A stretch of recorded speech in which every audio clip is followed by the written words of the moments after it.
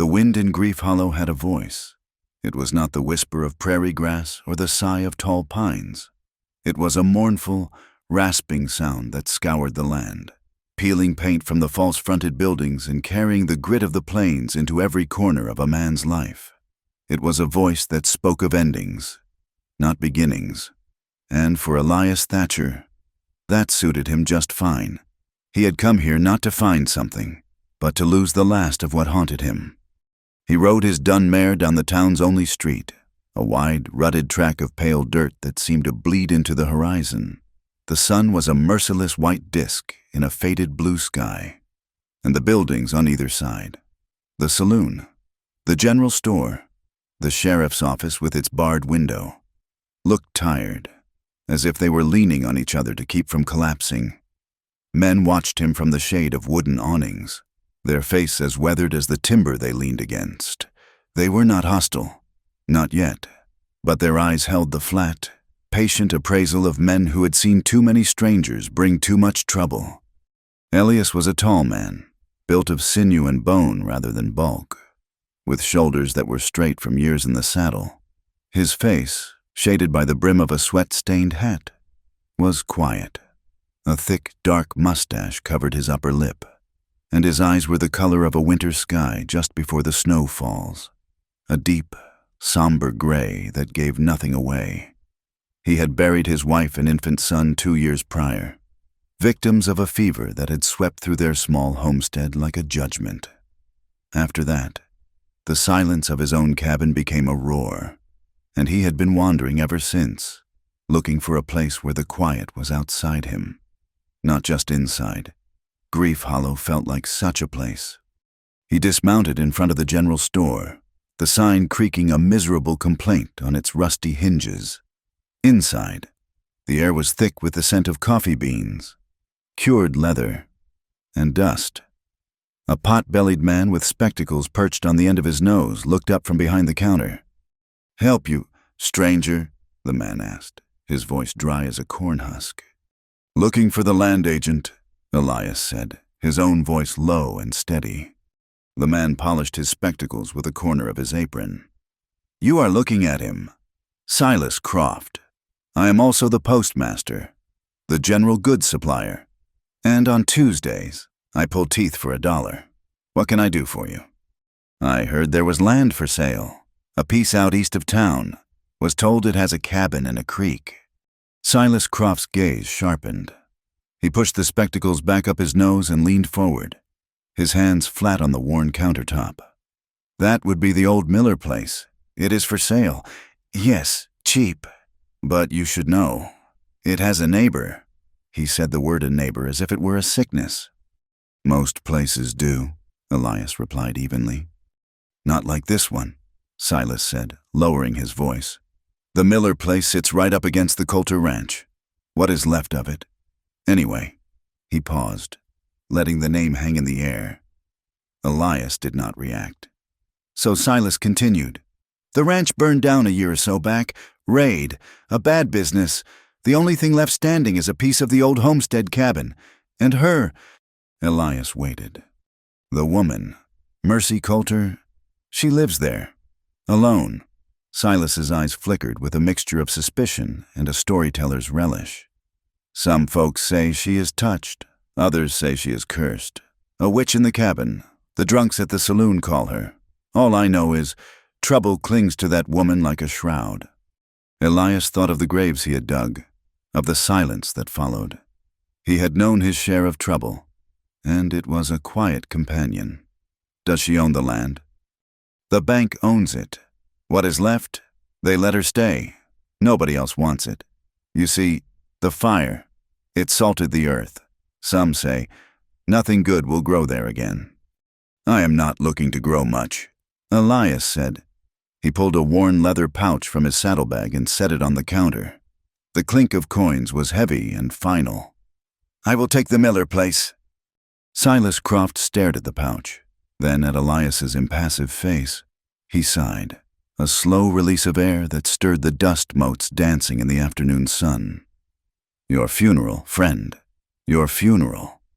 The Miller cabin was little more than a box made of weathered logs. chinked with dried mud that was crumbling in places. The roof sagged in the middle like a tired old horse, and the single window was a dark, vacant eye staring out at the unforgiving landscape. But there was a stone fireplace, a floor of rough-hewn planks, and a creek nearby that ran clear and cold.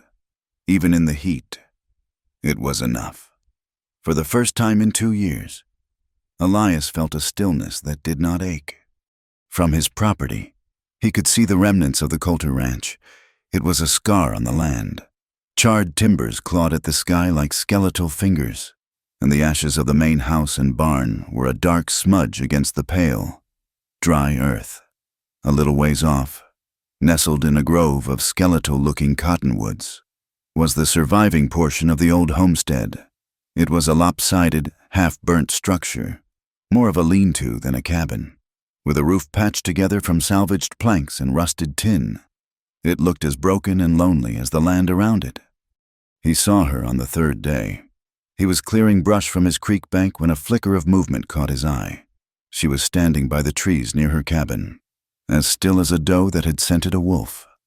She was too far away to make out her features, but he could see she was thin, her dress a shapeless gray garment that hung on her frame. She watched him for a long, silent moment, and then she was gone, melting back into the shadows of the burnt-out ranch. Curiosity was not a feeling Elias often indulged. It was a luxury for men with lighter burdens, but Silas Croft's words echoed in his mind. A witch in the cabin. He did not believe in witches or curses. He believed in God, in hardship, and in the quiet sins of men. He had seen what grief could do to a person, how it could hollow you out until you were nothing but a shell. And he wondered what kind of grief lived in that broken cabin. He did not go seeking her out, not at first. He had his own work to do. He replaced the rotten logs in his cabin walls, re-chinked the gaps until it was airtight, and repaired the roof. He worked from sunup to sundown, the physical labor a welcome balm for a mind that too often turned inward. But he was always aware of her presence. He would see her sometimes, a fleeting shape moving through the ruins. Or he would catch the faint scent of wood smoke from her chimney. He never saw anyone visit her. The path to her cabin was overgrown and untouched. She was an island, and the town of Grief Hollow was a hostile sea. One afternoon, he rode into town for supplies. In the saloon, the air was stale with whiskey and regret. He took a seat at a corner table, nursing a beer, and listened. It did not take long for her name to come up. Saw the Thatcher fellow bought the Miller place. A blacksmith with arms like tree trunks grumbled to the bartender. Right next to the Coulter woman. He must be a fool or deaf. Or maybe he likes his women with a bit of brimstone on them. Another man snickered. A few men laughed. A low, ugly sound. It ain't right. Her living out there, the blacksmith went on. That whole family was bad blood. Her man, Caleb, ran with the Morrison gang, thieves and killers, the lot of them. He brought the trouble right to his own door. And she was right there with him, the other man added, leaning forward conspiratorially. They say she was as wild as any of them. A harlot, my wife calls her. When the law finally cornered them at the ranch, the shooting started, the fire broke out, and when the smoke cleared, Caleb and his men were dead, and she walked out, without a scratch. Some say, how does that happen? I ask you, how does one woman walk out of a fire that consumed 4 grown men? The devil looks after his own, the blacksmith muttered, and spat a stream of tobacco juice into a nearby spittoon. Elias finished his beer, the taste of it soured by the men's words. He left the saloon and walked back to the general store. He bought his flour and salt, but as Silas Croft was weighing out the beans, Elias spoke. Tell me about the fire at the Coulter place. Silas stopped, the scoop hovering over the sack. He looked at Elias over the top of his spectacles. I told you it was a bad business. Tell me more. Silas sighed and set the scoop down. It was a posse, not the law. Ranchers from the next county. The Morrison gang had stolen a herd of their cattle. They tracked them to the Coulter ranch. There was a standoff. Someone started shooting. A lantern got knocked over in the barn. The whole place went up like a tinderbox. When it was over, Caleb Coulter and 3 of his associates were dead, burned or shot. It was hard to tell. The ranchers rode off. The sheriff here, he said it was justice served, and he closed the book on it. And the woman, Mercy, she came stumbling out of the house as it was collapsing, covered in soot, her dress half burned off her. She did not say a word, just stood there, watching it all burn. The sheriff questioned her, but she was like a stone, would not speak, has barely spoken since. From what I hear, Silas shook his head slowly. People lost a lot to those outlaws. They see her, and they see him. They see the one who got away. They think she was part of it, that she knew what he was doing and helped him. They cannot forgive her for living when better men have died. Elias paid for his goods and left, the weight of the story settling on him. He understood the town's bitterness. It was a harsh land, and loss was a currency everyone traded in. But to lay it all at the feet of one silent, grieving woman felt like a cruelty that served no purpose but to feed their own misery. The next day, a cold front blew in. The sky turned the color of lead, and the wind howled with a new and vicious fury. Elias worked to secure his cabin, banking the fire and checking the new chinking. As he worked, he kept glancing towards the Coulter place. Her cabin looked fragile, a wreck about to be claimed by the storm. He saw no smoke from her chimney. He decided to approach. It was not a choice born of reason, but of a deeper, quieter instinct. He could not sit warm in his cabin while a neighbor, any neighbor, might be freezing. He wrapped a loaf of bread he had baked and a piece of salted pork in a cloth and walked across the frozen, wind-swept ground that separated their properties. The closer he got, the more desolate her home appeared. The wind found every crack in the walls, whistling through with a sound like a crying child. The door was a slab of splintered wood that hung crookedly on one leather hinge. He knocked, his knuckles rapping against the rough planking. There was no answer. He knocked again, louder this time. "Miss Coulter?" he called out, his voice nearly snatched away by the wind. "Ma'am?" Silence. A deep unease settled in his gut. He pushed gently on the door. It swung inward with a groan, revealing the cabin's interior. It was one small room, and it was almost entirely empty. A thin, tattered blanket lay on a crude pallet of straw in the corner. A single rickety chair stood beside a fire pit of cold, gray ashes. There was no other furniture. The air inside was as cold as it was outside, and it smelled of damp earth and old sorrows. And then he saw her. She was in the far corner, huddled on the floor, her back against the wall. She was so still he thought for a heart-stopping moment that she was dead. He took a step inside. "Miss Coulter?" Her head snapped up. Her eyes were wide, not with fear, but with a kind of fierce, cornered animal wariness. Now that he was closer, he could see her properly. She was painfully thin, her cheekbones sharp and prominent in a face pale from cold and hunger. Her hair was a tangled mane of dark brown, and her eyes were the color of faded denim, washed out and empty, as if the fire had burned all the light from them. There were pale, silvery scars crisscrossing the skin of her forearms, old burns that told a story of their own. He held out the bundle of food. "I brought you something. The storm is getting worse." She stared at the bundle, then back at his face. Her expression did not change. It was a mask of perfect, chilling indifference. She did not speak. She simply shook her head once, a small, sharp movement. The rejection was absolute. He was a trespasser in her fortress of misery, and she wanted nothing from him. He stood there for a moment, the cold of her cabin seeping into his bones. He felt a foolishness, an anger at himself for intruding. He set the food down just inside the door. "It is here if you change your mind," he said quietly. Then he turned and left, pulling the door closed behind him.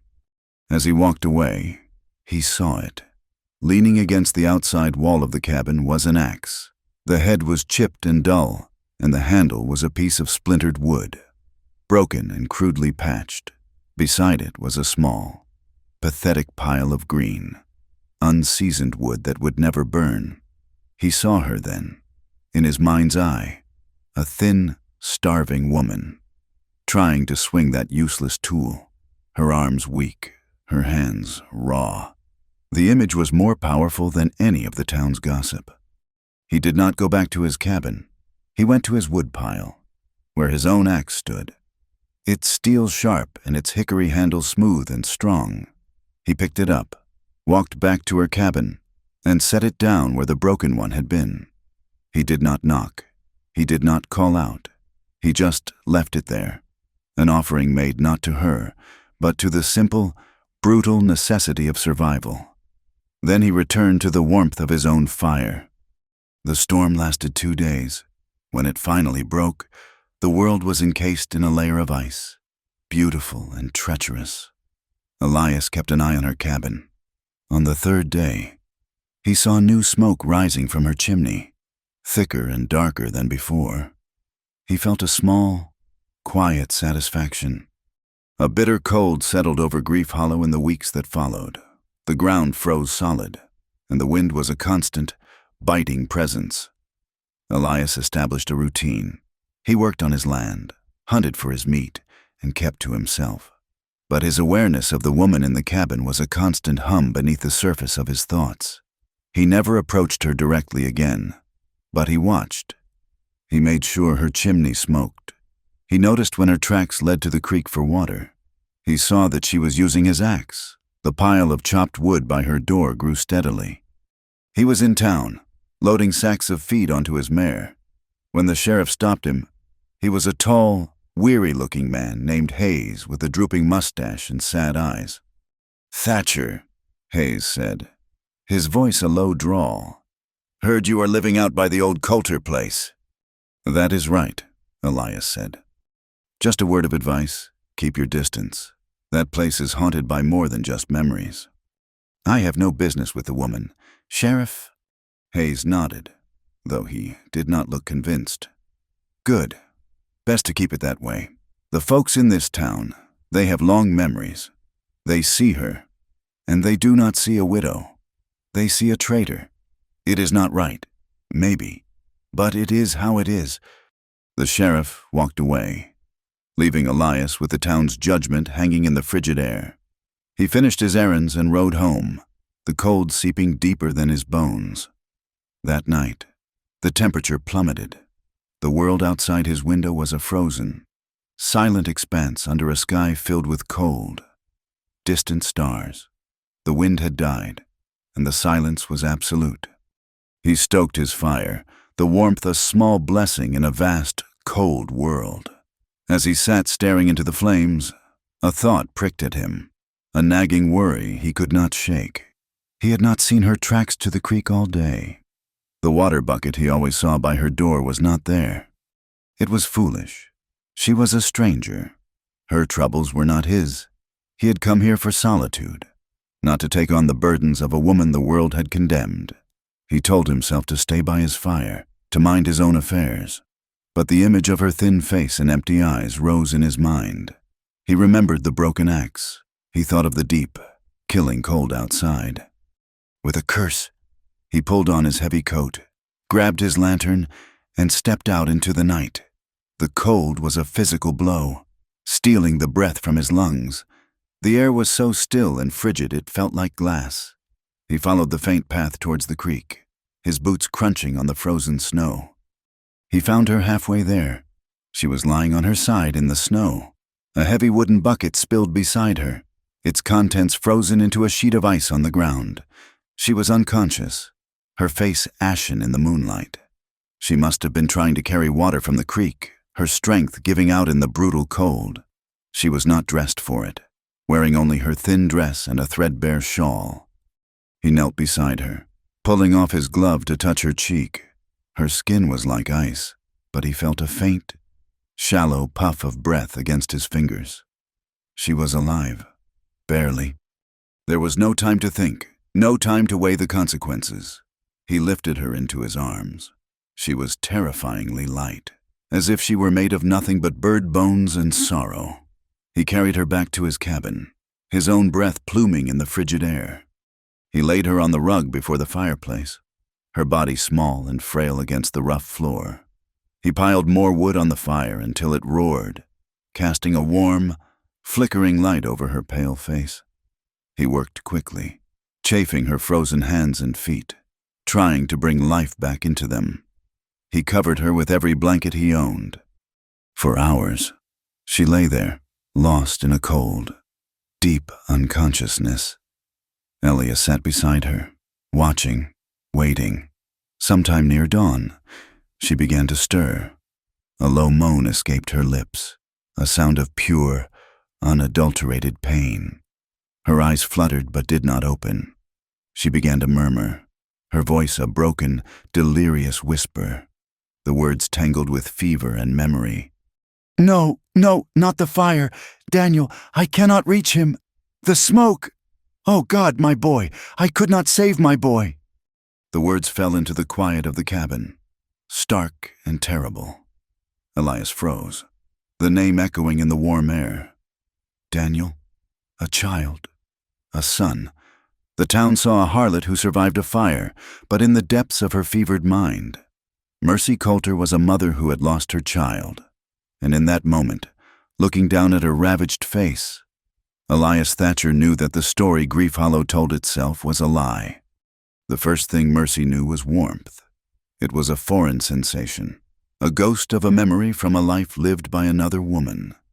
It soaked into her skin, a gentle, insistent heat that felt both like a comfort and a betrayal. The second thing was the scent of coffee and wood smoke, clean and masculine, a smell that did not belong to the damp, ashen world she inhabited. Her eyes opened, gritty and raw, to the sight of a rough-hewn plank ceiling, dark and solid above her. She was lying on her side, on a soft bearskin rug, covered by a thick wool blanket. A fire crackled in a stone hearth nearby, its flames dancing, casting flickering shadows on the log walls. Panic, cold and sharp, pierced through the fog in her mind. This was not her cabin. This was not her cold floor, her threadbare blanket. This was his, the stranger's. She pushed herself up, her muscles screaming in protest. A wave of dizziness washed over her, and the room tilted violently. Her head throbbed with a dull, heavy ache. She remembered the cold, the crushing weight of it, the darkness that had swallowed her as she tried to get water from the frozen creek. He had found her. He had brought her here. The thought sent a jolt of something akin to terror through her veins. Pity was a currency she could not afford, a debt she would not incur. With a gasp, she threw the blanket off and scrambled to her feet. The movement was too fast. The world swam, black spots dancing before her eyes, and she staggered, her hand flying out to brace herself against the wall. She was weaker than she had ever been, a hollowed-out reed ready to snap. Elias was standing by the cabin's single window, a tin cup of coffee in his hand. He had watched her sleep, had seen the torment that twisted her features even in unconsciousness. He had heard her cry out for her son. He turned when she rose, his expression unreadable. He made no move toward her, no gesture to help or hinder. He simply watched, his gray eyes steady. "You collapsed," he said, his voice a low rumble that seemed to fill the small space. "The cold almost took you." She ignored him, her only thought a primal need to escape, to return to the familiar misery of her own walls. She pushed herself away from the wall and took a step toward the door. Her legs trembled, uncooperative. On the second step, her knee buckled, and she pitched forward, a cry of frustration torn from her throat. She would have fallen, but he was there. He moved with a speed that belied his calm demeanor, catching her by the arm. His grip was firm, not harsh, a steadying force. The touch of his hand on her skin was like a brand. It had been so long since anyone had touched her with anything but contempt. She flinched violently, ripping her arm from his grasp as if his hand were hot iron. "Do not," she rasped, her voice a stranger's, cracked and broken from disuse. Elias stepped back immediately, raising his hands in a gesture of peace. "I mean you no harm." She stared at him, her chest heaving, her eyes wild. She saw no malice in his face, no pity, only a quiet, solemn concern that was somehow worse than either. She would not be a project. She would not be a stray dog he nursed back to health out of some misplaced sense of Christian duty. She turned and lurched toward the door again, this time more slowly, her hands skimming the wall for support. She reached the heavy plank door, fumbled with the latch, and pulled it open. The morning air was sharp and clean, a slap of cold that cleared her head. He let her go. He watched her stumble out into the pale sunlight, her slight frame silhouetted against the snow-covered ground. He saw the way she wavered, the way her shoulders shook with the effort of standing. He followed her out, keeping his distance, his hands shoved into his pockets. He did not speak. He just walked a dozen paces behind her, his shadow stretching long on the snow. He was a silent sentinel, ensuring she made it back to the broken-down shell she called home. When she finally disappeared inside, pulling the crooked door shut behind her, he stood for a long moment, looking at the wisp of smoke rising from her chimney. Then he turned and walked back to his own cabin, the silence of the plains settling around him once more. The deep cold of winter slowly began to lose its grip. The sun lingered a little longer each afternoon, and the ice on the creek began to thin at the edges. Elias did not approach her cabin again, but his quiet watchfulness continued. He had seen the stark emptiness of her home, had felt the chill that had nothing to do with the weather, and so a new ritual began. Every few days, he would leave something on the small, dilapidated porch of her cabin. He did it in the gray light of dawn, when he knew she would be asleep, or at least inside, away from the window. The first time, it was a sack of flour and a small tin of coffee. A week later, a block of salt and a handful of dried beans. He left a bundle of matches, a bar of lye soap, a piece of salted venison wrapped in oilcloth. He never lingered. He would deposit the offering and retreat, leaving no tracks in his wake but those on the ground. He expected no thanks, no acknowledgement. It was an act done for his own reasons, a quiet rebellion against the town's verdict, a small payment on a debt he felt he owed to a God who had tested his own faith with loss. One morning, he left a pair of boots. They were old, but the leather was thick and well-oiled, the soles still sound. He had seen the state of her shoes, the thin, cracked leather that offered no protection from the snow and mud.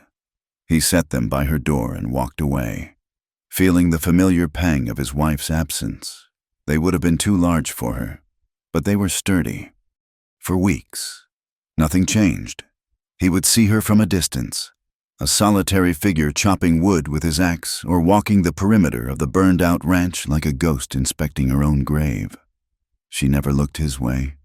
And then, one afternoon as he was mending a section of his fence line, she walked out of her cabin to fetch water. She saw him.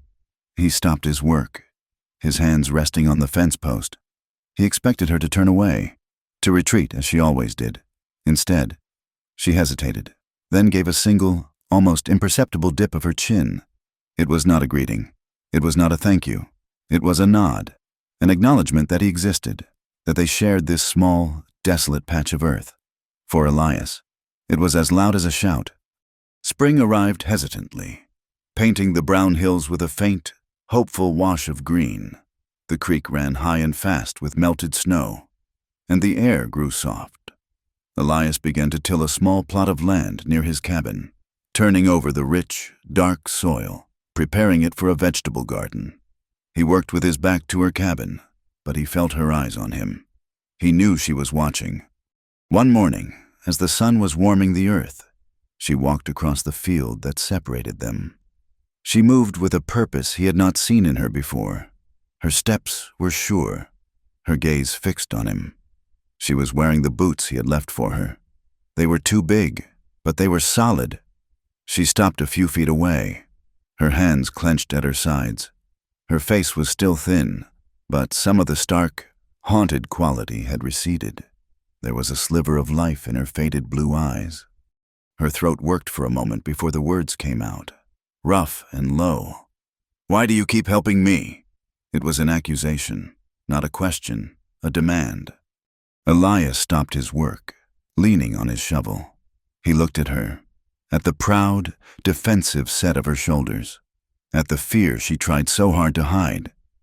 He considered his answer carefully. He could have said it was because she needed it, or because it was the neighborly thing to do. But those were not the real reasons. He gave her the only truth he had. "Because I do not believe God is finished with you yet," he said softly. The words struck her like a physical blow. She flinched, her carefully constructed walls trembling. She had expected pity, charity, or even some strange, misguided attempt at courtship. She had not expected grace. She stared at him, her lips parted, a storm of confusion and pain warring in her eyes. God had abandoned her in the fire. He had turned his face from her long ago. What right did this stranger have to speak of his plans for her? Without another word, she turned and walked away, leaving him standing alone in the freshly turned earth. That night, her dreams were filled with fire. She was back in the house, the smell of smoke thick and acrid in her throat. Caleb was shouting, his voice tight with a fear she had never heard from him before. He was a man who lived on the edge, who laughed in the face of danger, but this was different. This was the law, the real law, not some drunken sheriff, and they were surrounded.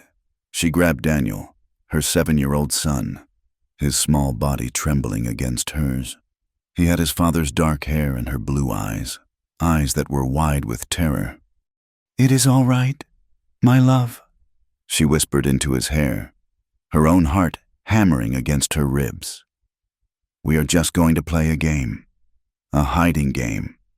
She had loved Caleb.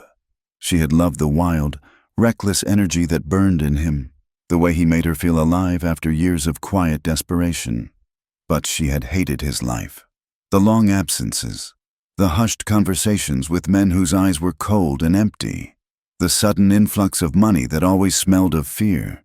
She had tried to keep Daniel separate from it, to build a world for him within the ranch that was filled with sunlight and stories, not shadows and secrets. But the shadows had grown, and now they were consuming everything.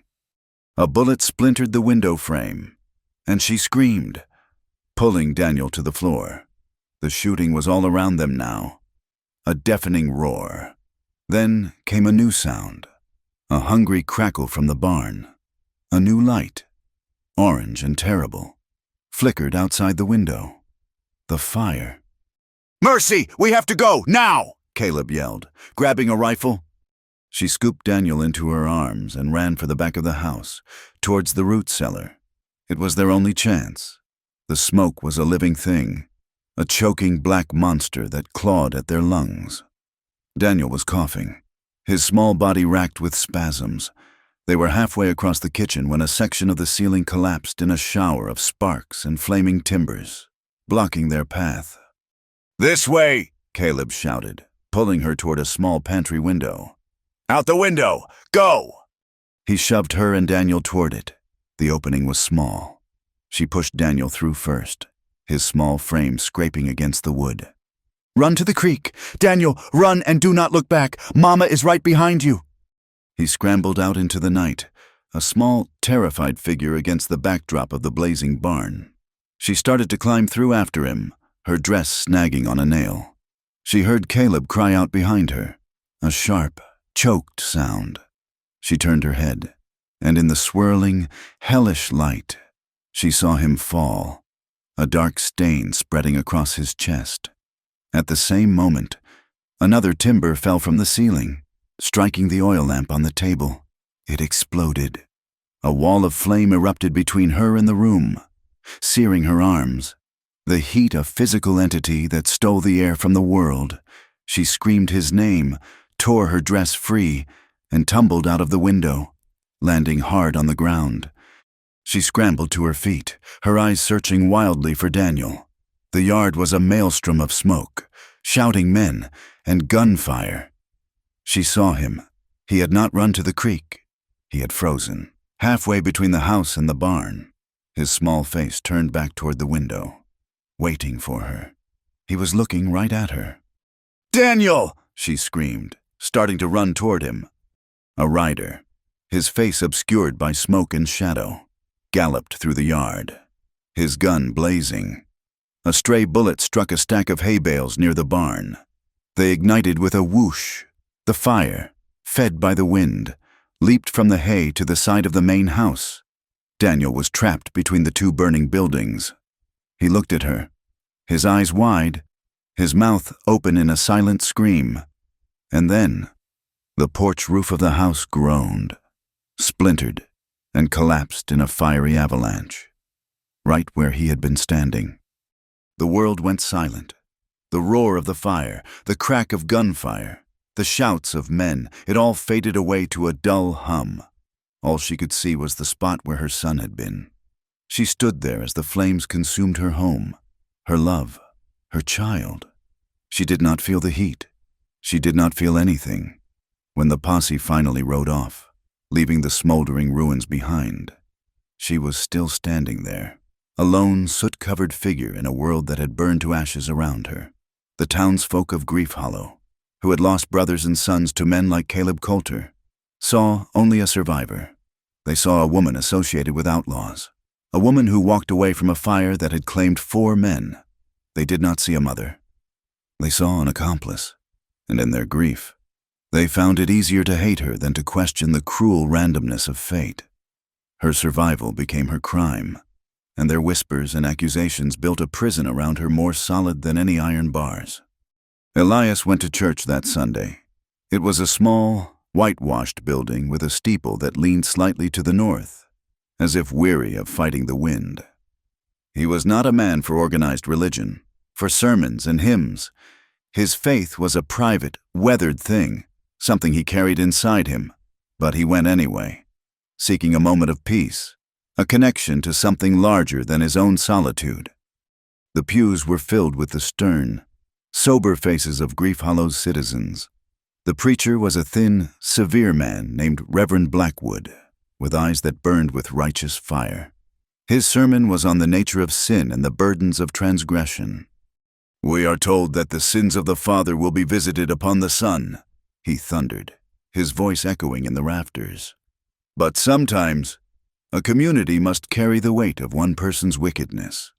There are those among us who live in shadow, marked by the company they kept, by the evil they chose not to flee. Some people," he said, his gaze sweeping over the congregation, "are born to suffer for others' sins, a living reminder of the wages of a lawless life." A low murmur rippled through the pews. Elias saw women nod in grim agreement, saw men exchange knowing glances. They were not talking about a hypothetical sinner. They were talking about mercy. They were using God's house to sanctify their judgment, to polish their cruelty until it shone like virtue. A cold, quiet anger settled in Elias's heart. He looked at the faces around him, faces etched with hardship, loss, and fear, and he understood. They were afraid. Mercy was a reminder that chaos could touch them, that a fire could devour their own homes, their own children. By casting her out, they were trying to cast out the fear. He could not be a part of it. Silently, he stood up. His movement was not dramatic, but in the stillness of the church, it was a profound disruption. Every head turned toward him. Reverend Blackwood paused, his mouth open mid-sentence. Elias did not look at any of them.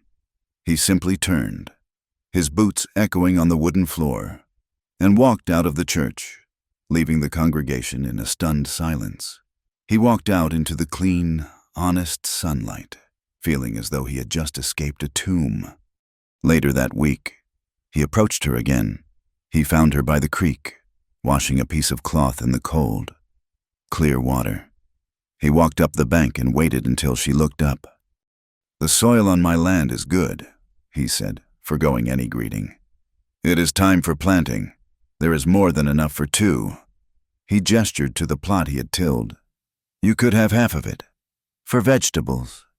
It was more than an offer of land. It was an offer of a partnership, an invitation to look toward a future. She stared at him, her hands still in the frigid water. He could see the struggle in her eyes. To accept would be to take another step out of her exile, to admit that she wanted to live, not just survive. It was too much. She shook her head, pulling her hands from the water. "No," she said, her voice flat and final. She picked up her cloth and walked back to her cabin without another look. The rejection stung, but Elias was a patient man. He had planted seeds in stubborn soil before. He did not press her. He simply went back to his work. He finished preparing the entire garden plot, his own half and the half he had offered to her.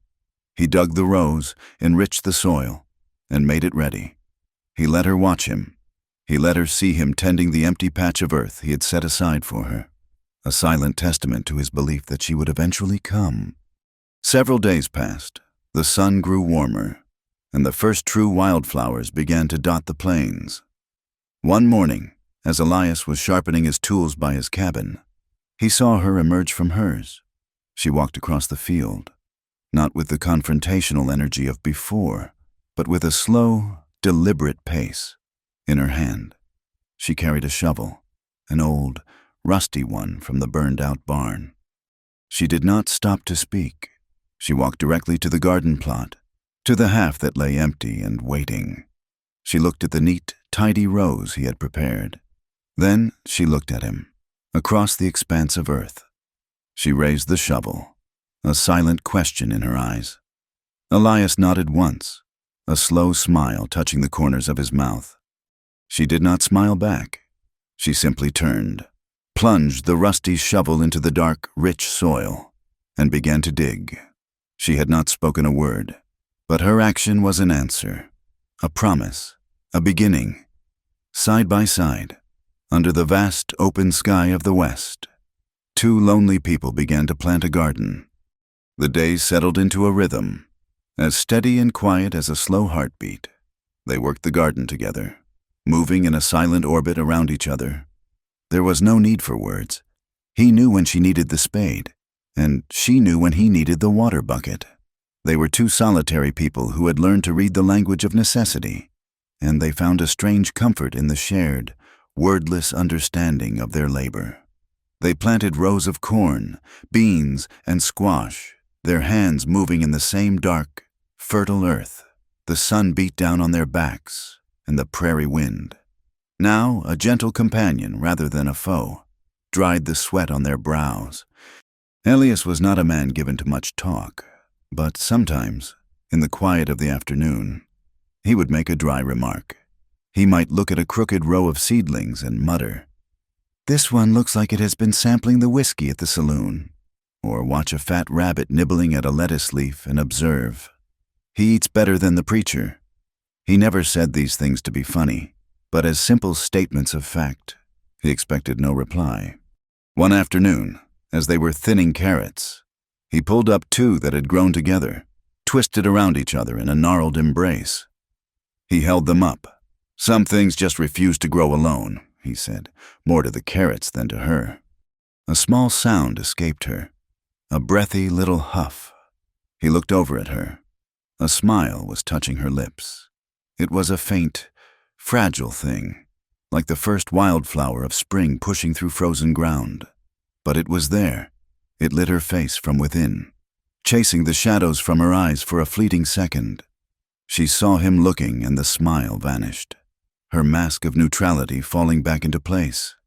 But he had seen it, and the sight of it did something to the tight, cold knot of grief in his own chest, loosening it in a way he had not thought possible. That night, the sky turned a bruised, angry purple. The wind began to howl again, this time with the fury of a starving wolf. Elias secured his mare in the small, sturdy lean-to he had built and double-checked the latch on his cabin door. The storm broke with a sudden, violent crash of thunder that shook the very foundations of the world. Rain came down, not in drops, but in solid, wind-driven sheets that hammered against his roof. He sat by his fire, listening to the storm's rage, a cup of coffee warming his hands. He thought of her, in her patched-together cabin, and a familiar unease settled over him. Her home was a ruin held together by stubbornness and salvaged nails. It was no match for a storm like this. He was pulling on his boots, his mind set on going to her, when a frantic pounding on his door cut through the roar of the wind and rain. He threw the door open. Mercy stood on his porch, drenched and shivering, her dark hair plastered to her face. Her eyes were wide with shock. She was not wearing a coat, only her thin dress, which was soaked through and clinging to her slight frame. "The roof!" she choked out, her teeth chattering. "It is gone. The whole thing. It just fell in." He did not hesitate. He stepped aside, pulling her into the warmth of the cabin. "Come in. Get by the fire." He shut the door against the storm and led her to the hearth. She was shaking uncontrollably. From cold and from the terror of what had just happened, she stared into the flames, her body rigid. Elias moved with a quiet efficiency. He grabbed the thickest blanket he owned and wrapped it around her shoulders. Then he went to his trunk and pulled out a set of his own clothes, a plain wool shirt and a pair of trousers. They would be far too big for her, but they were dry and warm. He laid them on the chair beside her. "Get out of those wet things," he said, his voice gentle but firm. He turned his back to her, giving her privacy, and busied himself with making a fresh pot of coffee. He heard the rustle of wet fabric, the soft sound of the dry wool. When he turned back, she was huddled on the bearskin rug, swaddled in the blanket, his clothes a shapeless bundle beneath it. Her wet dress lay in a heap on the hearthstones, steaming in the heat. He handed her a hot cup of coffee, and she took it with trembling hands, cradling the warmth as if it were a living thing. They sat in silence for a long time, the only sounds the crackle of the fire and the storm raging outside. Eventually, the exhaustion of the night caught up with her. Her eyelids began to droop, her head nodding forward. She curled up on the rug, pulling the blanket tight around her, and fell into a deep, troubled sleep. Elias sat in his chair, watching over her. The firelight played across her face, softening the harsh lines of grief and fear that were usually etched there. In sleep, she looked younger, more vulnerable. She looked peaceful. For the first time, he could see a trace of the woman she might have been before the fire, before the town had branded her, before the world had broken her. He felt a surge of something protective and fierce rise in him. It was not desire. It was something purer, something closer to reverence. He saw not a fallen woman, but a soul that had endured an unimaginable hell and had somehow, impossibly, kept breathing. Her brow furrowed, and she whimpered in her sleep, her hand clenching the blanket. She was trembling again, caught in the grip of a nightmare. Elias reached out, his calloused hand hovering over her shoulder for a moment before he drew it back. He could not fight her demons for her, but he could offer her a safe harbor from the storm, both the one outside and the ones within. When morning came, the storm had passed, leaving behind a world washed clean and shining under a pale sun. Elias awoke in his chair to the smell of coffee. Mercy was standing by the stove, his wool shirt hanging to her knees, the sleeves rolled up a dozen times. She was pouring coffee into 2 tin cups, her movements slow and deliberate. She looked up as he stirred, her expression wary, as if she expected him to be angry at her for invading his space. He stood and stretched the stiffness from his bones. "Good morning," he said quietly. She did not return the greeting. She just pushed a cup toward him across the table. She took a sip from her own, her eyes on the table. Then she spoke, her voice low. "Your hands," she said, not looking at him. "They are skilled. You rebuilt this cabin. You built the fence. They are too good for just fence posts." It was the first compliment she had ever given him, The first time she had acknowledged anything about him beyond his persistent presence. It was a small thing, but it felt momentous. "A man learns to use what he has," he replied simply. The silence that fell between them was different. It was no longer a void, but a shared space, comfortable and calm. A few days later, they rode into town for supplies. Her cabin was a total loss, and they needed tools and lumber to even begin to think about rebuilding. He rode his mare, and she sat behind him, her hands resting lightly on his sides. It was the first time they had been in such close proximity, and he was acutely aware of her presence, of her warmth against his back. As they walked into the general store, a hush fell over the handful of customers inside. Conversations stopped. All eyes turned to them. Silas Croft, the owner, looked at them over his spectacles, his expression a mixture of surprise and disapproval. Elias ignored the stares, walking to the counter and laying out his list of goods. As they were leaving, a group of ranchers stood on the boardwalk outside the saloon, watching them. One of them, a big man with a cruel mouth, deliberately spat a stream of tobacco juice on the ground, just inches from Mercy's feet. She flinched and froze, her body going rigid, the old, haunted look returning to her eyes. Elias stopped. He did not look at the man who had spit. He simply turned his body, placing himself between Mercy and the ranchers. He did not say a word. He just stood there, a quiet, immovable object. His hand rested near the pistol on his hip, not as a threat, but as a simple fact. The ranchers looked at his cold, gray eyes, at the set of his jaw, and their smirks faltered. After a long, tense moment, they shuffled their feet and looked away, muttering amongst themselves. Later, as Elias was loading lumber onto a borrowed wagon, the saloon owner, a man named Bartholomew, came over. "Thatcher," he said, wiping his hands on a dirty apron. "A word of friendly advice. You are a quiet man. You keep to yourself, but you are asking for trouble by taking up with her." Elias did not stop his work. He lifted a heavy beam and set it into place before turning to face the man. "Is that so?" "She is poison," Bartholomew said, his voice low and earnest. "Bad luck follows that woman. She will bring it down on you, too.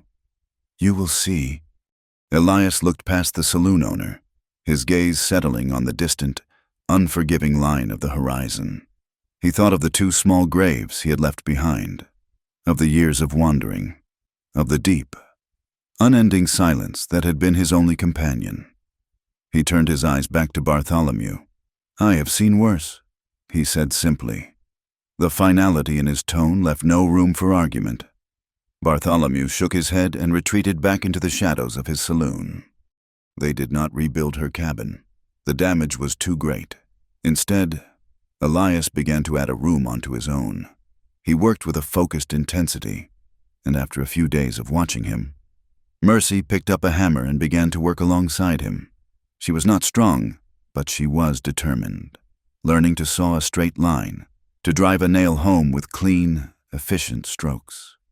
In the weeks that followed, Elias began to teach her other things. He took her to the creek and showed her how to build a small, simple trap for catching fish. He walked the plains with her, pointing out which roots were edible, which berries were safe. One afternoon, he showed her how to set a snare for rabbits. He knelt beside her, his hands guiding hers as he showed her how to form the loop, how to find the right tension in the trigger stick. His fingers brushed against hers, and he felt a tremor run through her. He pulled his hands back, but she did not move away. She stayed there, kneeling beside him in the tall grass, her gaze fixed on the simple mechanism of the trap. It was a lesson in survival, but it felt like something more. It felt like he was slowly, carefully, handing her back the pieces of her own life. They fell into a new domestic routine. They ate their meals together at his small table. In the evenings, they would sit by the fire, he mending a piece of tack, she patching a shirt. The silence was often broken now. She would ask a question about his work, or he would tell a short, simple story about a horse he had once owned. Her voice grew stronger, losing its rusty edge. The emptiness in her eyes was slowly being replaced by a quiet, watchful intelligence. One night, they sat outside on the porch, watching the stars blaze to life in the vast, ink-black sky. The air was cool and smelled of sagebrush and damp earth. For a long time, neither of them spoke. Then, her voice came out of the darkness, so quiet he almost missed it. "He was my son." Elias turned to look at her. Her face was a pale oval in the starlight, her expression shrouded. "The boy who died in the fire," she clarified, her voice trembling slightly. "His name was Daniel. He was 7 years old." She finally said it, the secret she had carried like a shroud, the truth that the town had buried under a mountain of lies. Elias's heart ached for her. He did not know what to say. There were no words that could soothe a wound that deep. Anything he might offer would be a clumsy, hollow platitude. So he did not speak. Instead, he reached out and took her hand. It was cold and trembling in his own. He brought it to his lips and pressed a gentle, reverent kiss to the back of it, to the scarred, work-worn skin. It was not a kiss of passion, but of acknowledgement, a kiss that said, "I hear you. I see your pain. You are not alone in it." He released her hand and continued to sit beside her in silence. A moment later, a sound broke from her, a choked, ragged sob she had held back for more than a year. The tears came then, a silent, wrenching flood. She did not turn to him or hide her face. She just sat there, looking up at the indifferent stars, and wept for her lost child. Elias stayed beside her, a solid, unwavering presence in the darkness, and just let her cry. The next morning, Elias woke to the smell of baking. He came out of his small bedroom to find Mercy standing at the stove, pulling a pan of perfectly browned biscuits from the oven. She had not left. She had not retreated back into the shell of her grief. She had stayed, and she was making breakfast in his kitchen, moving about the small space with a quiet familiarity, as if she belonged there. She turned and saw him standing in the doorway. A faint blush rose on her cheeks, but she did not look away. She simply placed the pan of biscuits on the table. Elias looked at her, at the flour dusting her cheek, at the morning light catching in her hair. He looked at the biscuits, a simple, hopeful offering on his table, and for the first time in a very long time, he smiled, a true, unguarded smile that reached all the way to his tired, gray eyes. The quiet that settled between them was a new kind of silence. It was not the empty, aching void of solitude, but a shared, comfortable stillness, rich with unspoken understanding. They had built a life from the wreckage of their pasts, its foundation laid in the shared soil of the garden, its walls built with the timber of mutual respect. In the evenings, they would sit on the porch of the small cabin, now whole and sturdy, and watch the day bleed into the night. One such evening, the sky was a deep, cloudless indigo, and the stars emerged not one by one, but as if a veil had been suddenly lifted, revealing a million points of brilliant, cold fire. The Milky Way was a shimmering ribbon of dust and light, a celestial river flowing through the vast darkness. Mercy sat on the top step, her arms wrapped around her knees, her gaze lost in the cosmic expanse. Elias sat in the chair he had built, leaning back, his hat tipped low. The cool desert air carried the scent of sage and the distant, lonely call of a coyote. Mercy's voice, when it came, was a whisper, as if she were afraid to disturb the profound silence of the universe. "Do you believe people like us deserve love?" The question was not directed at the stars, but at him. It was a question forged in fire and steeped in shame. The raw, vulnerable heart of her laid bare. People like her, the harlot, the survivor, the woman marked by tragedy and scorn. People like him, the wanderer, the widower, the man hollowed out by grief, the broken ones. Elias was silent for a long time, not because he did not have an answer, but because the question deserved the weight of his consideration. He looked from her pale, upturned face to the indifferent stars above. He had asked himself a version of that question 1,000 times in the dead of night, alone with his memories. He had never found an answer in scripture or in prayer. He had found it only in the quiet resilience of the woman sitting beside him. "I do not think love cares much about who deserves it," he said at last, his voice a low, steady rumble in the darkness. "It is like the rain. It falls on the righteous and the unrighteous alike. On the good soil and the stony ground, it just is. The deserving part, I think that is a question men ask, not God, and not love." She turned her head to look at him, her eyes shining with unshed tears in the starlight. His answer was not what she had expected. It was not a reassurance or a denial. It was a truth that resonated deep within her, shaking the foundations of the prison she had built for herself. He saw the tremor in her lips, the profound vulnerability in her gaze. He rose from his chair and went to sit on the step beside her. He did not touch her, not yet. He just brought his presence closer, a silent offering of solidarity.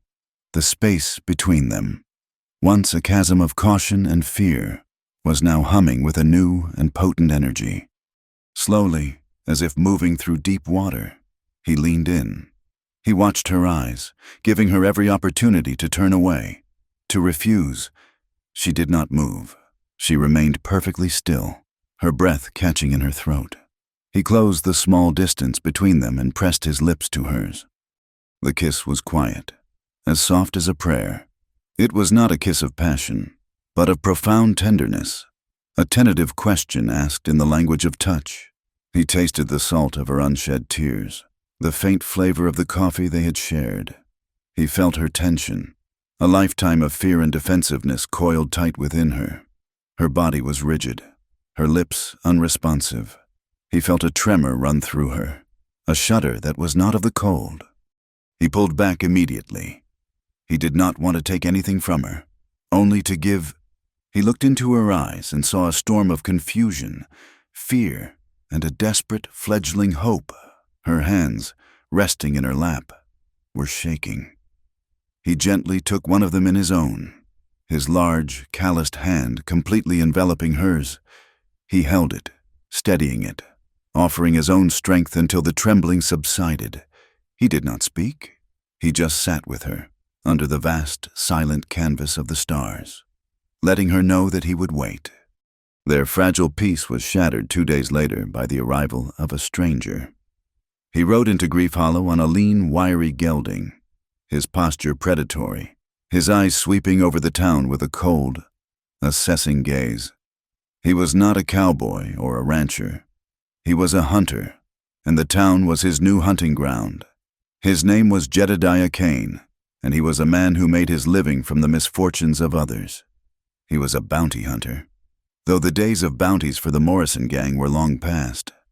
Kane took a room at the boarding house and a seat at the saloon, and he began to listen. He had a knack for it, for hearing the whispers beneath the loud talk, for sensing the old, festering wounds in a town's memory. He heard the name Coulter, spoken with a mixture of fear and contempt. He saw Elias Thatcher ride in for supplies, a quiet, watchful man who met the town's glares with a flat, unwavering calm. And one afternoon, he saw Mercy. She was standing outside the general store, waiting for Elias. The sun caught in her dark hair, and, for a moment, she looked like any other woman. But Kane had a long memory for faces, especially faces that had once been worth money. He recognized her from an old, faded wanted poster, one that had offered $500 for information leading to the capture of the Morrison gang and their known associates.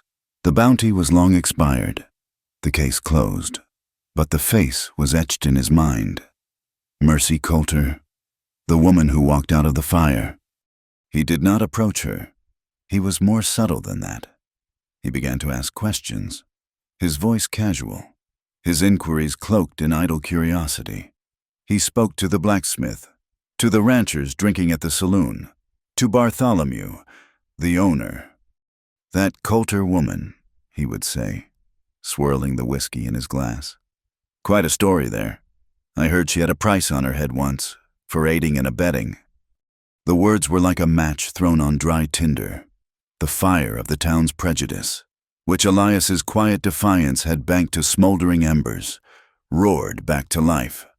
Rumors, long dormant, exploded with new and vicious energy. Men with old grudges, men who had lost cattle or kin to the outlaws, remembered their hatred. I knew she was no good, the blacksmith growled. Aiding and abetting. She should have swung with the rest of them. Thatcher is a fool, another man sneered. Bedding down with a killer's woman? He will get what is coming to him. The whispers turned to open hostility. When Mercy and Elias walked through town, men would turn their backs. Women would pull their children close, as if Mercy's presence were a physical contagion. The air in Grief Hollow grew thick with a familiar, ugly poison. The threats began a few days later. They found a dead rattlesnake coiled on their porch one morning, its fangs bared. The next day, a rock was thrown through their window in the dead of night, wrapped in a piece of paper with a single, crudely scrawled word: harlot. Mercy retreated back into herself. The fragile hope that had begun to bloom in her withered under the heat of the town's renewed hatred. She grew quiet again, her eyes reverting to the haunted, distant look Elias had first seen. She moved through the cabin like a ghost, starting at every sound, her hands constantly twisting in the fabric of her dress. She was terrified, not for herself. She was used to their scorn, but for him. She saw the way the men looked at him now, their eyes hard and cold. She had brought this down on him. She was the curse everyone said she was. Elias, however, was a rock against which the town's anger broke and receded. He repaired the window, disposed of the snake, and went about his business with an unshakable calm. He did not speak of the threats, did not acknowledge the glares, but there was a new tension in his shoulders, a new watchfulness in his gray eyes. He cleaned his rifle every evening. He never left her side. One evening, after a particularly hostile trip into town, Elias did not come straight home. He told Mercy to lock the door and stay inside. Then he took his Winchester rifle, walked back into Grief Hollow, and took up a position on the boardwalk directly across from the saloon. He did not pace. He did not brandish the rifle. He simply stood there, leaning against a support pillar, the rifle resting in the crook of his arm. The setting sun cast his long shadow across the dusty street. He was a silent, solitary figure of absolute resolve. He was waiting. The saloon doors swung open, and a group of ranchers, led by the man who had spit at Mercy's feet, swaggered out. They had been drinking, their courage bolstered by whiskey and shared resentment. They saw Elias and stopped, their drunken bravado faltering in the face of his quiet intensity. "What do you want, Thatcher?" The lead rancher, a man named Cobb, demanded, his voice a little too loud. Elias did not raise his voice. He did not have to. His words carried across the street, clear and cold as creek water in winter. "I want you to leave us be." Cobb laughed, a harsh, ugly sound. "You and that outlaw's whore, she is not welcome here, and neither are you. As long as you are with her, she is not what you say she is," Elias stated, his voice flat. "Is that so?" Cobb sneered. Taking a step forward, his friends fanned out behind him, their hands drifting toward the pistols on their hips. "She ran with killers. She belongs in the dirt with them." Elias pushed himself off the pillar, standing straight. He did not raise the rifle.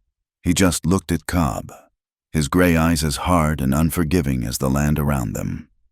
"She is mine to protect," he said, his voice dropping to a low, dangerous growl. He let the words sink in, a clear and final declaration. Then he swept his gaze over the hard faces of the men, over the tired, false-fronted buildings, over the whole bitter, frightened town. "And she is the best thing I have seen in this cursed town." The words were a judgment. He had taken their insult, their brand for Mercy, and turned it back on them. He had called their town, their community, their whole way of life, Cursed. The men stared at him, taken aback. They had come expecting a fight, a brawl, a shootout. They had not expected this quiet, unshakable condemnation. They saw no fear in his eyes, only a certainty that their hatred could not touch. Unsettled. They looked at each other, their whiskey-fueled courage evaporating. Cobb spat on the ground, but the gesture was empty now. Without another word, he and his men turned and shuffled back into the shadows of the saloon. Elias stood there for a few moments longer, ensuring they would not return. Then he turned and walked home, the dust of Grief Hollow settling behind him. When he reached the cabin, the lamp was lit. He opened the door and found Mercy standing in the middle of the room. Her face was pale, her eyes wide and full of a terrible, familiar despair. On the bed was a small, hastily packed bag, a bedroll, her spare dress, the small store of food they had. She was planning to run. His heart sank. After everything, after the stand he had just made for her, her first instinct was still to flee. "What are you doing?" he asked, his voice rough with an emotion he could not name. "I am leaving," she whispered, her gaze fixed on the floor. "They will not stop. They will keep coming after you as long as I am here. I will not be the reason you get hurt. Or worse." He took a step toward her, his boots heavy on the plank floor. "You think leaving will solve anything? You think running is the answer?" "It is the only answer I have ever known," she cried, her voice breaking. "It is better this way. You will be safe." "Safe?" he repeated, his voice laced with a bitter irony. He closed the distance between them, standing so close he could see the frantic pulse beating in her throat. "You run now. After I just faced down the whole town for you, you leave now. They win. Their hate wins. Is that what you want?" Her head snapped up, her eyes blazing with a desperate, cornered fury. "What I want does not matter. You do not understand. You think you know me, but you do not. You have no idea." The words tumbled out, a torrent of fear and self-loathing. "You see some poor widow who needs protecting, but you do not know what I did." Her whole body was trembling, her carefully constructed walls crumbling into dust. She was finally at the breaking point, the secret she had guarded for so long a poison that had to come out. Elias looked at her, at the raw, undisguised agony on her face. His own anger softened, replaced by a deep, compassionate ache. He had known there was more to her story. He had waited for her to trust him enough to tell it. That time was now. He reached out, not to touch her, but to gently take the small bag from her hand and set it on the floor. He looked directly into her eyes, his own gaze steady and unwavering. He would not let her run, not from them, and not from him.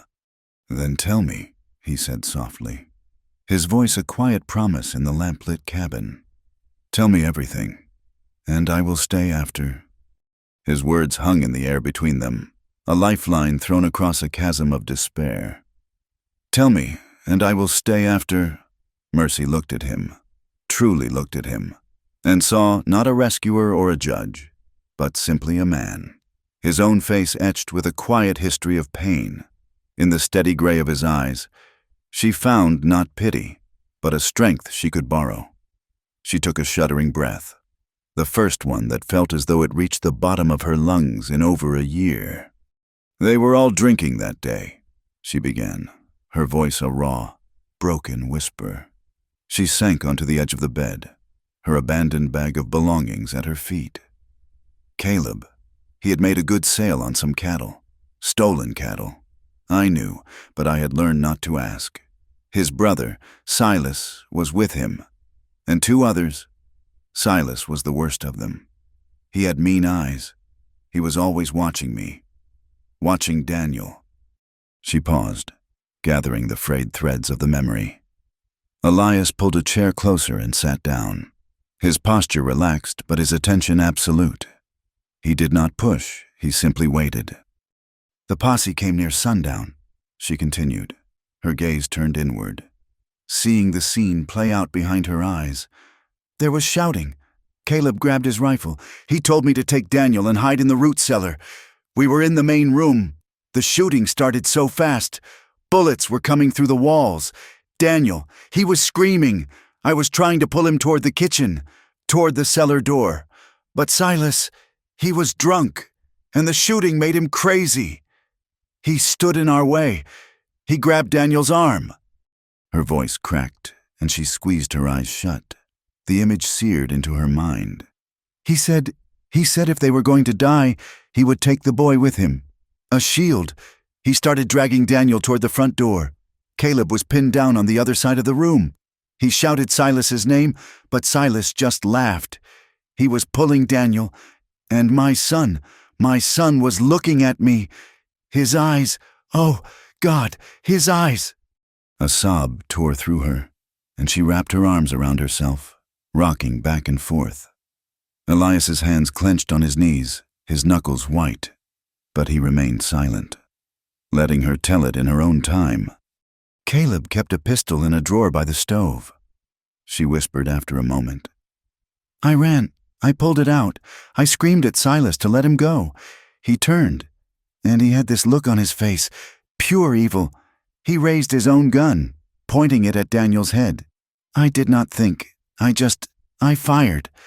The single, terrible word hung in the small cabin. I shot him, right in the chest. He fell back, and he knocked over the big oil lantern on the table beside him. I remember the sound of the glass shattering. I saw the flames, a splash of orange against the wall. I grabbed Daniel and we ran for the back pantry window. Everything was smoke and shouting. I got him out. I told him to run to the creek, and then I saw Caleb fall. The roof came down. She trailed off, her body shaking with a violent, silent grief. The fire! She finally choked out, looking at Elias, her eyes wide with a year of solidified guilt. It started when the lantern broke. My bullet, my shot. It is what started the fire. I was trying to save my son from a bullet, and instead, I fed him to the flames. My actions, they killed him. They killed everyone. The confession was out. The full, terrible weight of it laid bare in the lamplight. She believed with every fiber of her being that her attempt to protect her child had been the very thing that had doomed him. Elias looked at her, and his heart broke. Not for the story, but for the profound, soul-crushing guilt she had carried alone for so long. The devastation on his face was not judgment, but a deep, shared sorrow. He moved from the chair and knelt on the floor in front of her, taking her trembling, ice-cold hands in his. Mercy, he said, his voice thick with emotion. Listen to me. You did what any mother would do. You protected your child. But I killed him, she cried, trying to pull her hands away, but he held them fast. No, he said firmly. A stray bullet could have hit that lantern. The fighting could have knocked it over. A spark from the barn fire could have caught the roof. You do not know that your shot was the cause. You only know that you saved your son from a man who was about to kill him. That is the only truth that matters from that moment. He saw that his words were not getting through the thick wall of her self-blame. He knew he had to offer her more than just logic. He had to offer her a piece of his own brokenness. I had a brother, he said, his voice dropping low. Younger than me. His name was Samuel. When the war started, we signed up together. I promised my mother I would look after him. He stared past Mercy, his eyes seeing a different field, one filled with smoke and the screams of men. We were at Antietam, the fighting. It was the closest thing to hell I have ever seen. We were pushed back. Our line was breaking. I told him to stay close, but he saw a friend fall, and he ran back. I was supposed to be watching his back. I was reloading. I just needed a few more seconds. A cavalry charge came out of the smoke. I saw him go down. A single tear traced a path through the dust on Elias's cheek. For years, he said, his voice ragged. I told myself that if I had been faster, if I had not looked away for that 1 second, he would have lived. I carried that guilt like a stone in my gut. It hollowed me out. I blamed myself for surviving when he did not. He brought his gaze back to hers, his gray eyes filled with a profound and sorrowful understanding. We live. Mercy. We are the ones who have to walk away from the fire and the smoke. That does not make it fair. Lord knows, it is not fair, but it does not make it wrong. Her carefully constructed dam of composure finally broke. The tears she had shed for her son had been born of grief, but these new tears were for herself, for the woman who had been her own unforgiving jailer. They streamed down her face, washing away the layers of soot and shame. "I do not know how to forgive myself," she wept, her voice muffled as she bowed her head. Elias reached out and gently tilted her chin up, forcing her to meet his gaze. His own face was wet with tears. "Then let me do it first," he whispered. "I forgive you, Mercy Coulter, for living, for fighting for your son, for carrying a burden that was never yours to bear." He leaned forward and held her, pulling her from the edge of the bed and into his arms on the floor. He held her as she cried, her small, shaking body pressed against his solid frame. He did not offer empty platitudes or easy comforts. He simply held her, absorbing her pain, his own grief a silent partner to hers. He was forgiving himself as much as he was forgiving her. Later, when the tears had subsided and a fragile calm had settled over the cabin, he led her to the bed. The raw intimacy of her confession had changed the air between them, stripping away the last vestiges of caution. He brushed the damp hair from her forehead, his touch infinitely tender. He saw the question in her eyes, a mixture of fear and a longing so deep it was almost painful to behold. Their coming together was as quiet and hesitant as their first kiss. It was a slow discovery, a mapping of scars, both visible and invisible. She flinched when a log shifted in the fire, the sudden crack echoing the sound of a gunshot in her memory. He stopped immediately, his body still, and just held her, murmuring soft, meaningless words until the trembling passed. He was endlessly patient, his movements a question, not a demand, for mercy. It was not an act of passion, but of absolution. In his arms, in the safety of the small cabin. She was not the town pariah, not the outlaw's woman, not the mother who had failed. She was just Mercy, and for the first time in a lifetime, she felt she was worthy of that name.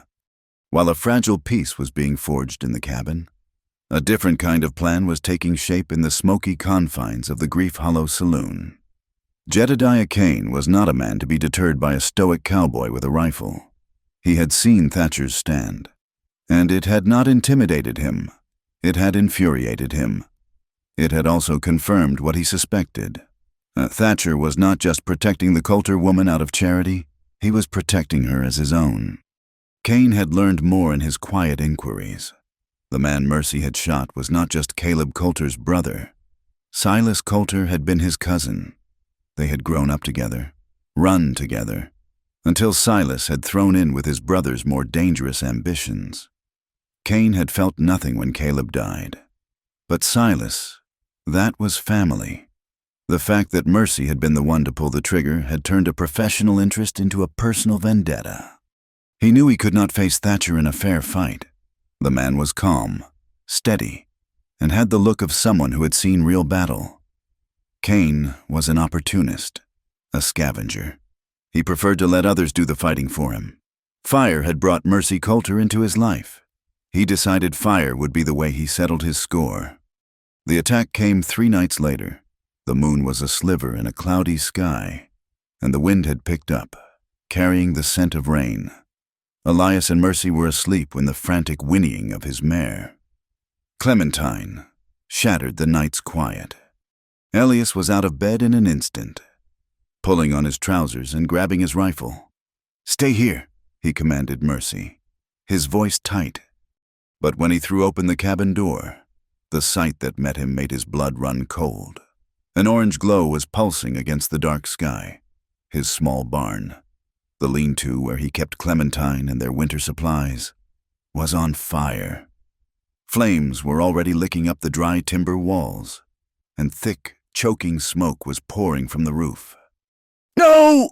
Mercy cried from behind him, her voice filled with a new, active terror. Before Elias could stop her, she ran past him, her bare feet flying over the cold ground. "Clementine!" she screamed. The horse was trapped inside, her panicked cries a sound of pure animal terror. Without a second of hesitation, Mercy plunged into the smoke-filled entrance of the burning structure. Elias's heart stopped. He started after her, but a figure emerged from the shadows near the side of the barn. Jedediah Kane. He held a revolver in his hand, a cruel, triumphant smirk on his face. "This is between you and me, Thatcher," Kane snarled. "My cousin Silas sends his regards." Inside the barn, Mercy fought against the blinding, acrid smoke. She could see Clementine rearing in her stall, her eyes wide with fear. The flames were climbing the walls, the heat intense. A burning beam crashed down from the roof, narrowly missing her. The old, paralyzing terror of fire clawed at her, but the horse's screams cut through it. This was not the past. This was now. And she would not stand by and watch another living thing die in the flames. She untied her scorched dress and wrapped the fabric around her face, then fought her way to the stall door, fumbling with the hot metal latch. Outside, Elias and Kane circled each other. Kane fired, the shot going wide as Elias dove behind the water trough. Elias returned fire, not aiming to kill, but to drive him back. The fight was a chaotic dance in the flickering, hellish light of the fire, shadows leaping and twisting. Mercy finally got the latch open. She grabbed Clementine's halter, pulling and calming the terrified animal with a steady voice, leading her out of the inferno just as another section of the roof collapsed. Horse and woman burst from the smoke, gasping in the clean night air. Elias saw them.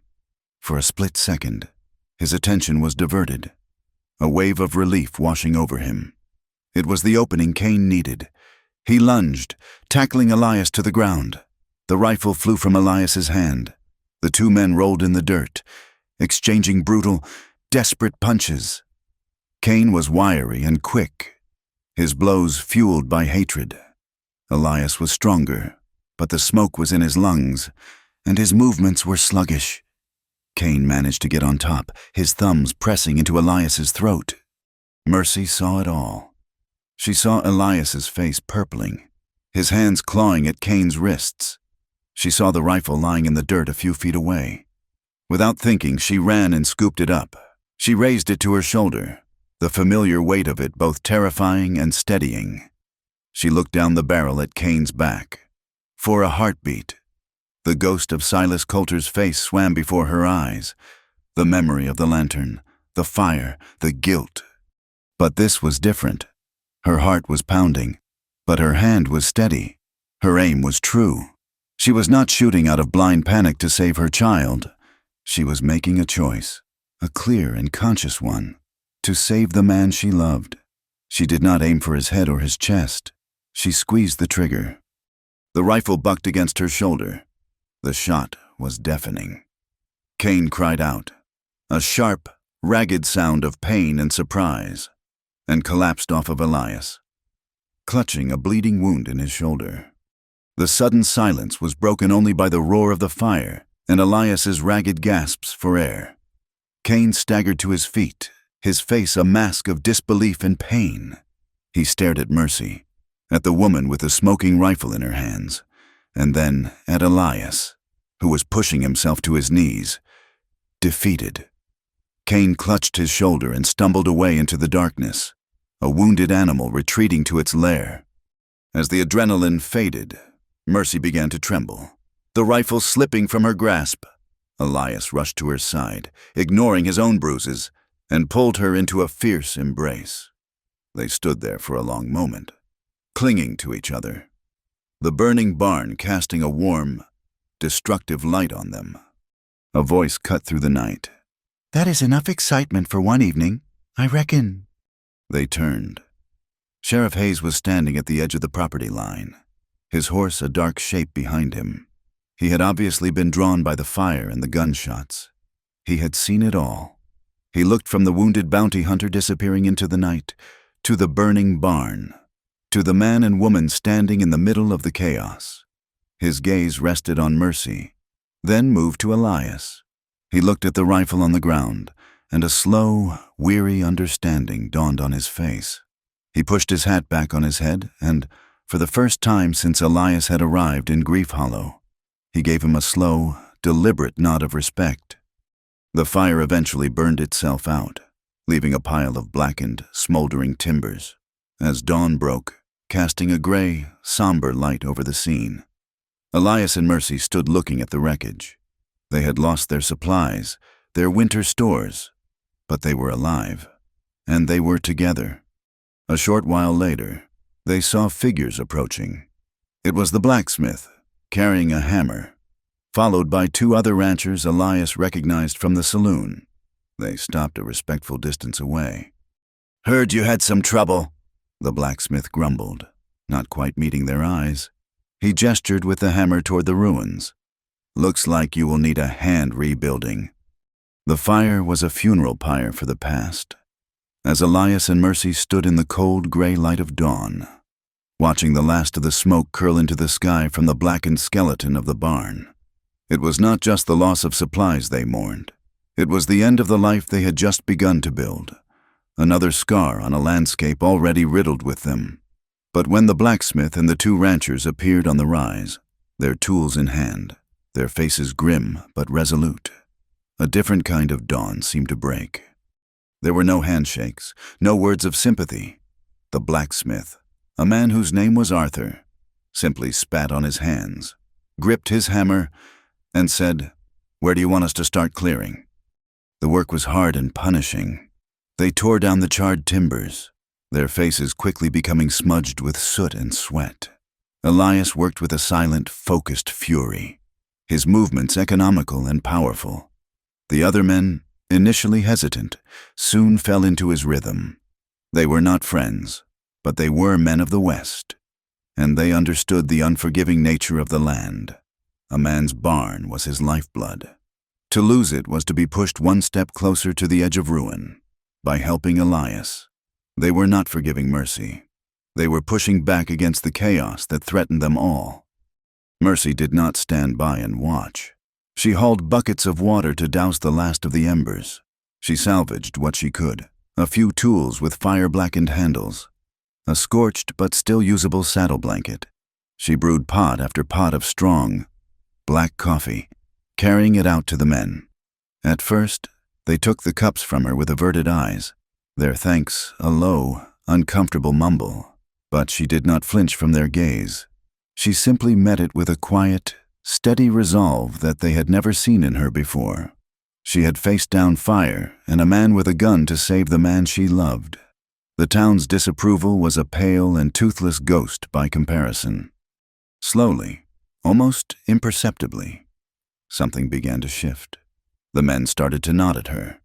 Arthur the blacksmith, after draining a cup of coffee, looked at the blistered skin on her hands and said, gruffly, "You should put some lard on those." It was not an act of kindness, but a piece of practical advice. And for Mercy, it felt like a revolution. As the new barn began to take shape, its frame of fresh-cut pine a pale skeleton against the sky, spring arrived in earnest. The last of the snow melted from the high country, and the plains, once a uniform and somber brown, began to blush with a tender, hopeful green. The wind softened its voice, carrying the sweet scent of damp earth and new life. One morning, Mercy took a spade and walked to a patch of earth beside the cabin, near the new porch Elias had built. She began to turn the soil. Elias watched her from the barn, where he was fitting a new door onto its hinges.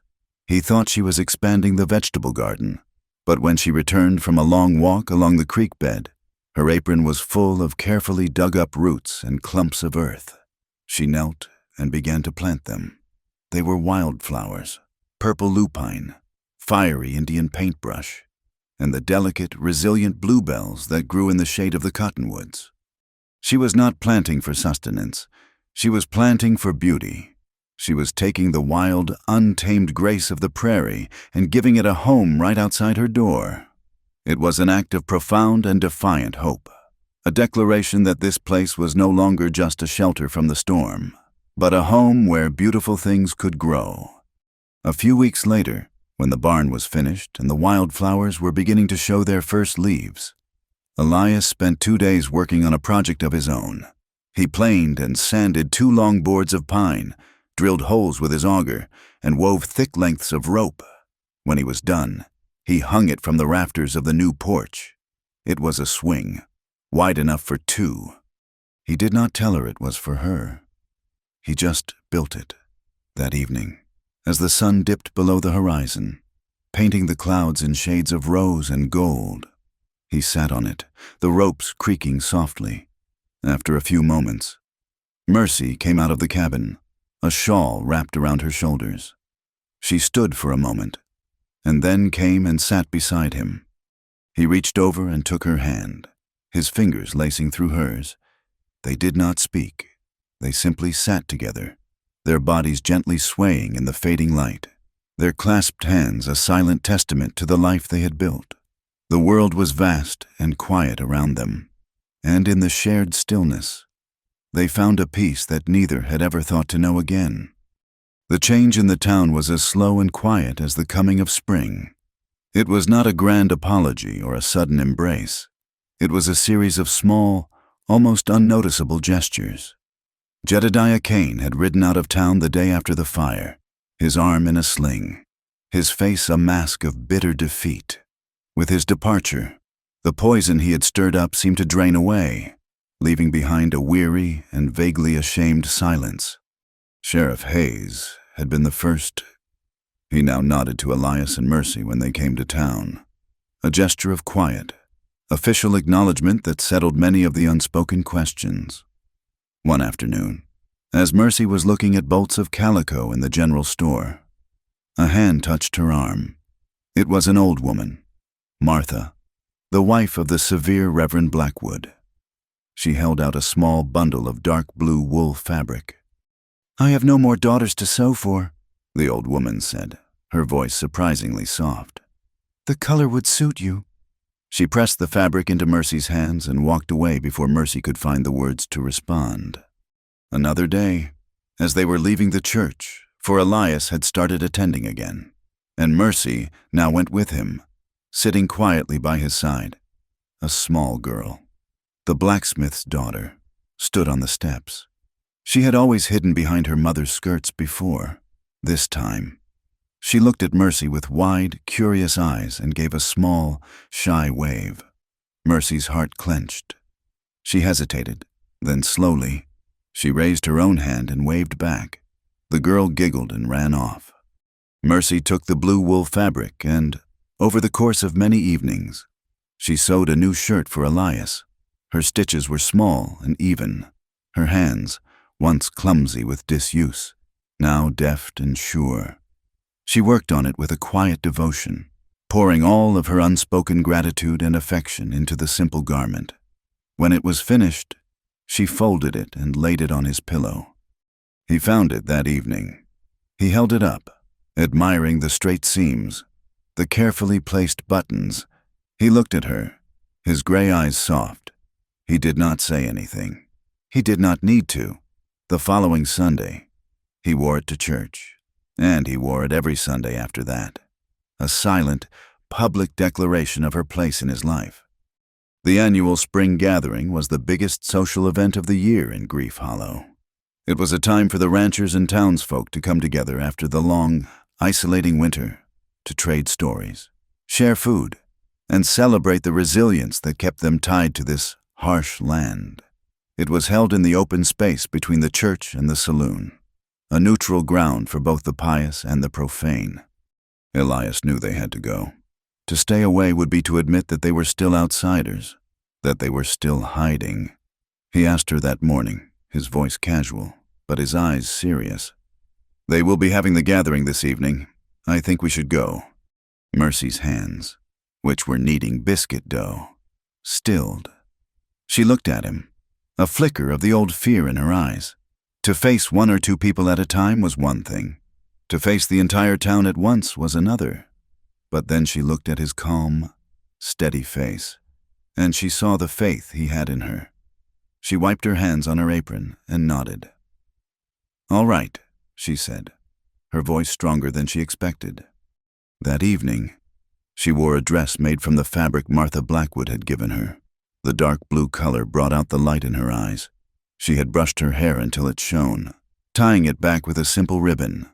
When Elias saw her, he stopped in the doorway, a look of quiet awe on his face. He wore his new blue shirt. He held out his arm to her, a formal, old-fashioned gesture. "Miss Coulter," he said, a rare smile playing on his lips. "Shall we?" She took his arm, and they walked into town together. As they approached the gathering, a low murmur rippled through the crowd. Conversations faltered. Laughter died in people's throats. All eyes turned to them as they walked into the firelight.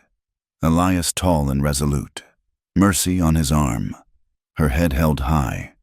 For a moment, she felt the familiar urge to shrink, to disappear, but then she felt the solid strength of his arm beneath her hand, and she stood a little taller. They would not break her again. Elias led her to the long table laden with food. He filled a plate for her, and one for himself, and they found a quiet spot on a bench near the edge of the crowd. No one approached them, but the stares were no longer entirely hostile. They were filled with curiosity, with grudging respect, with a dawning, reluctant understanding. Later in the evening, when the fiddler was playing a lively tune and the moon had risen high and white, Elias stood up. He walked to the drinks table and returned with 2 glasses of cider. He handed one to Mercy, then raised his own. He did not shout to get the crowd's attention. He simply stood there, waiting, until a respectful silence fell over the gathering. He looked around at the faces in the firelight, the hard, weathered faces of the people of Grief Hollow. Then his eyes came to rest on Mercy. "I would like to make a toast," he said, his voice clear and strong, carrying in the cool night air. "To the woman who taught me what grace really means." The words were a quiet thunderclap. He had not defended her. He had not made excuses for her past.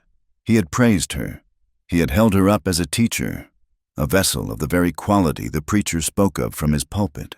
A few of the older, harder-faced ranchers looked away, their expressions stony. Bartholomew, the saloon owner, stared into his glass. But others, including Arthur the blacksmith and Sheriff Hayes, looked at Mercy and then at Elias, and they gave a slow, deliberate nod of their heads. The town had not been healed, but it had begun to change. The proposal did not come with fanfare or ceremony. It came on a quiet afternoon a week later. Elias had been spending his evenings on the porch, working on something with his whittling knife. He had kept it shielded from her view, a small secret between him and the block of pine wood in his hands. He found her down by the creek, watching the water flow over the smooth stones. He came and sat beside her on the grassy bank. He was silent for a long time. Then he opened his hand. Lying in his palm was a small, exquisitely carved wooden figure. It was a sparrow, its head cocked, its tiny wings poised as if for flight. He held it out to her. "This is for you," he said. She took it, her fingers tracing the smooth, delicate lines. It was beautiful, so full of life it felt warm in her hand. "A sparrow," Elias said, his gaze on the horizon. "It is not a grand bird. It is small and plain, but it knows how to survive the winter, and it knows how to fly free." He turned to look at her, his gray eyes full of a deep, unwavering emotion. "You are free. Mercy, you do not owe me anything. You can stay here as long as you like, and if you ever decide you want to leave, to find a different life somewhere else, I will not stop you." He paused and took a deep breath. "But if you want," he said, his voice dropping to a low, earnest whisper, "I will build you a home that no one can ever take away. I will stand between you and any storm. I will love you until my last day. Marry me, Mercy." He did not offer her a ring. He offered her a choice. He did not offer her a cage. No matter how gilded, he offered her a nest, a safe place from which she could fly. Overwhelmed. Tears filled her eyes and spilled down her cheeks. These were not tears of grief or guilt, but of a joy so profound it was almost painful. She looked from the small, perfect sparrow in her hand to the large, steady man beside her. He was the answer to a prayer she had lost the faith to even whisper. "You," she said, her voice choked with emotion. "You were the prayer I did not think I could say." The final scene is not one of grand passion or dramatic declarations. It is one of quiet, hard-won peace. They sit by the fire in their small, sturdy cabin, the flames casting a warm, gentle glow on their faces. The wooden sparrow sits on the mantelpiece, its wings forever poised for flight. Mercy's head rests on Elias's shoulder, his arm wrapped securely around her. Outside, the wind scours the plains, and the land is still harsh, the world still cruel, but inside their little home, safe in the circle of each other's arms, something stronger, something more resilient than they could have ever imagined, has taken root: hope.